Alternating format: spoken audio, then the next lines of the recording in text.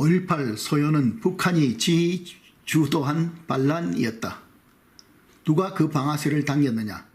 1980년 5월 18일부터 27일까지 광주에서 시민들의 무장 폭동이 발생하였고, 이 사건을 두고 35년이 넘도록 국내에서는 그것이 민주항쟁이다, 데모크라틱 업라이징, 아니다, 북한이 개입한 민중폭동이다, 피플즈 인서전스 라며 시비가 계속되고 있는데, 나는 결론적으로 딱 잘라서 그것은 틀림없이 북한이 계획하고 지휘한 작전이었다고 단언한다. 사건 경위를 추적하며 시시비비를 따지면서 찬반 양측이 자기들에게 유리한 대로만 이론을 전개하고 그들의 주장을 합리화하기 위한 내용만을 골라서 말하는데, 한심하기 짝이 없는 것은 그들이 모두 중요한 핵심을 피해가고 있다는 사실이다. 그것은 발사한 총알이 어디에 맞았느냐가 아니라 누가 그 방아쇠를 당겼느냐 하는 것이다. 1979년 후반에 북한에서는 조선노동당의 대남공작 총책이 김중린이었는데, 소위 남조선에 포취되어 있는 혁명 역량, 우리식으로 말하면 잠복 간첩들과 동조자들로 구성된 지하 세력이 총동원하여 남조선 민중봉기의 지도적 역할을 해야 한다고 지령을 내렸다.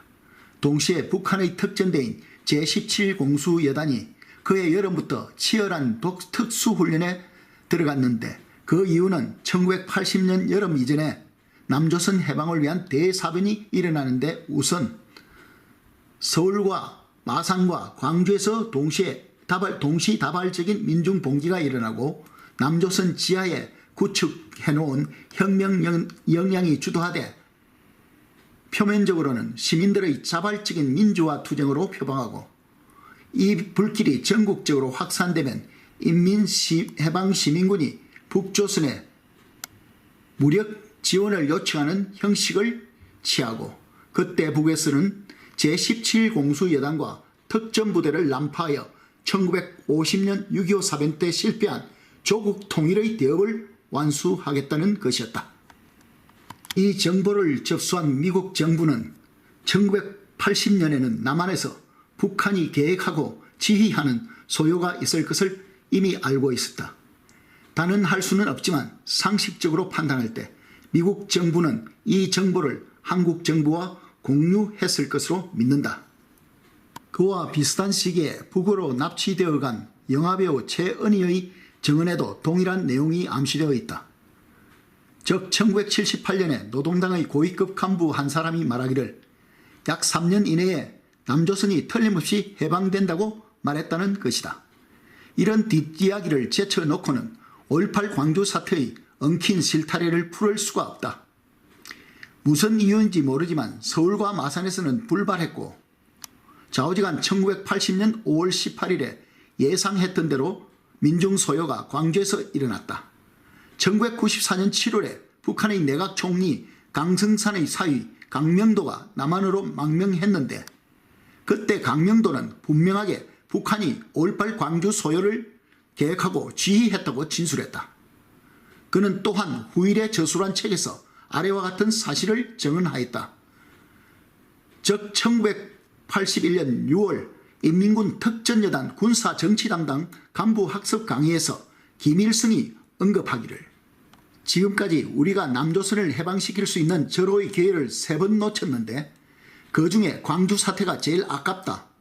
우리 준비가 너무 부족했고 너무 쉽게 생각했다고 라고 말했다는 것이다.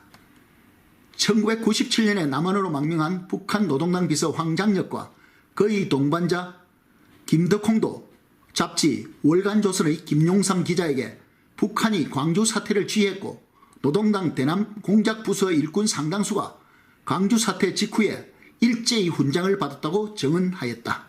그동안 탈북자들이 누차에 걸쳐 북한 특공대원들이 남한에 집합 잠입하여 5.18 광주 소요에 가담했다는 증언이 있었는데, 그 규모에 대해서는 일관성이 없이 460명이라고 말한 사람도 있었고 600명이라고 말한 사람도 있었다. 그런데 2013년 5월 18일 광주 사태 33주년을 전후하여 국내에서는 북한 특공대 개입 여부를 놓고 언론계에서 치열한 공방이 있었는데 나는 어느 쪽이 옳고 그르다는 말을 할 수가 없다. 다만 북한이 개입하였다는 사실만은 분명히 말할 수 있으며 어떤 형식으로 개입하였는지에 대해서는 더 시간을 두고 정확한 분석과 판명이 도출되어야 할 것이다.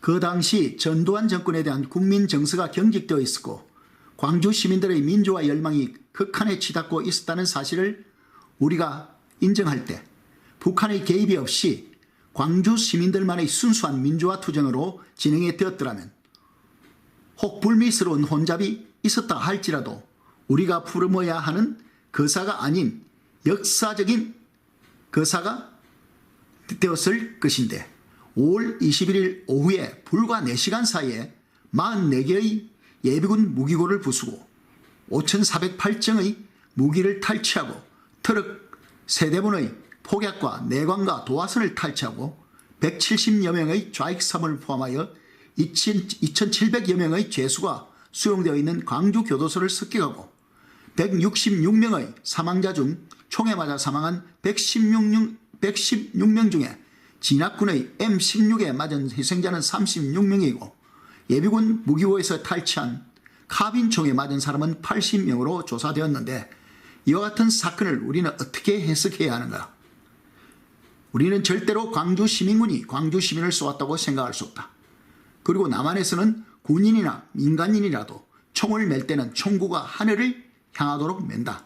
그런데 광주 소요 때 찍은 사진 어떤 것들을 보면 복면을 한 폭도들이 총구가 땅을 향하게 맨 것을 어떻게 해석해야 하는가? 그들은 무의식적으로 북한에서 하던 그대로 한 것이다.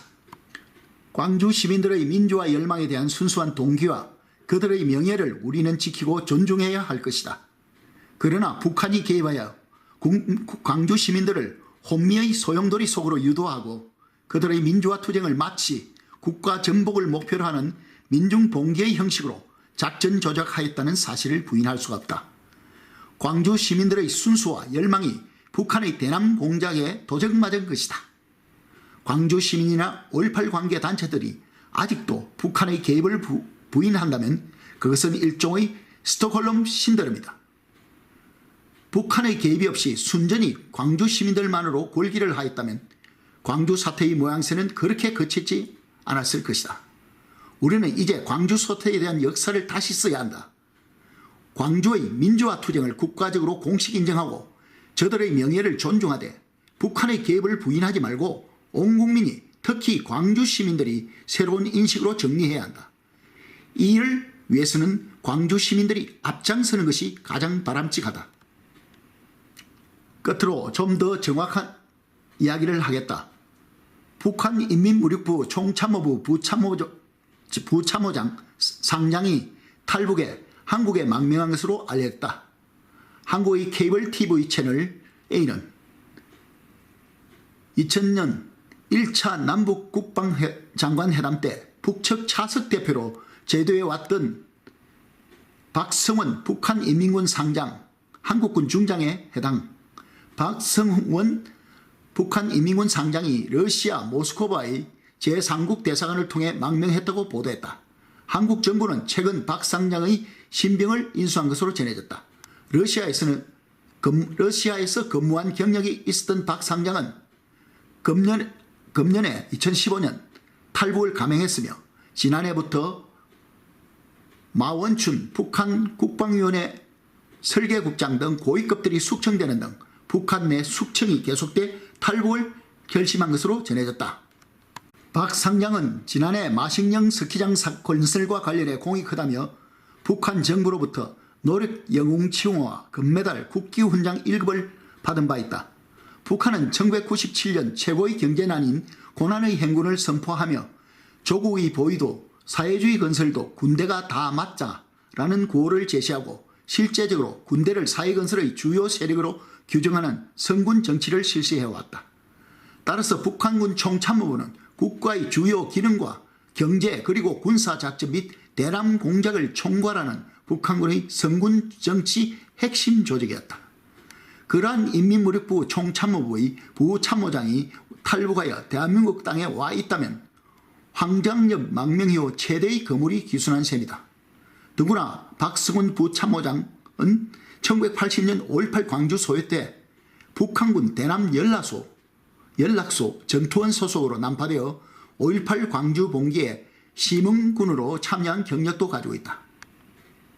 또한 1988년 10월 평양에서 열린 대남영웅대회, 인민공화국문화공전 지상에서는 전국 영웅대회가 열렸고 지하에서는 대남영웅대회가 열렸을 대남영웅대회에 토론자로 출연하여 5.18 광주 항쟁 참전의 공훈담을 정언한 적도 있다. 그리고 5.18 광주 항쟁 참전, 대남영웅들을 기리기 위해 김정일의 지시로 제작된 무등산의 진달래 노래 제작에도 기여한 바가 있는 인물이다. 박 상장은 한국군의 합동참모본부 차장에 해당하는 인민군 총참모부 부참모장을 지내는 등 북한군 내 주요 보직을 그친 만큼 상당한 정보를 가지고 탈북했을 가능성이 높아 보인다. 북한 인민군 부참모장의 공개 기자회견이 있겠는데 한국 국민들의 관심이 쏟아질 예정이다.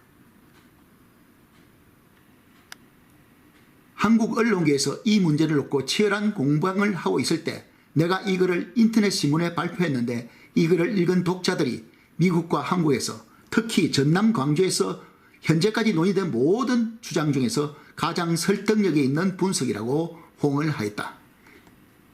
북한에서 학교 다닐 때 아침마다 정문에서 방송으로 나오던 5.18 추모곡을 들었던 기억이 너무 간절하게 깊숙이 묻어있길래 눈물이 나왔습니다. 제가 이런 자리 처음이라서 혹시 떨리네요. 네, 가사를 집중해서 들어주시면 좀 이상한 부분이 많을 겁니다. 광주라 무등산에 겨울을 이겨내고 새빨간 진달래가 곱게 피어나네. 동강난 조국 땅을 하나로 다지자. 억세게 싸우다가 우리 죽음 당한 그들 사랑하는 부모 형제 죽어서도 못 잊어. 젊은 녹시꽃이 되어 무등산에 피어나네. 광주라 무등산에 봄철을 부르면서 영분홍 진달래가 붉게 피어나네.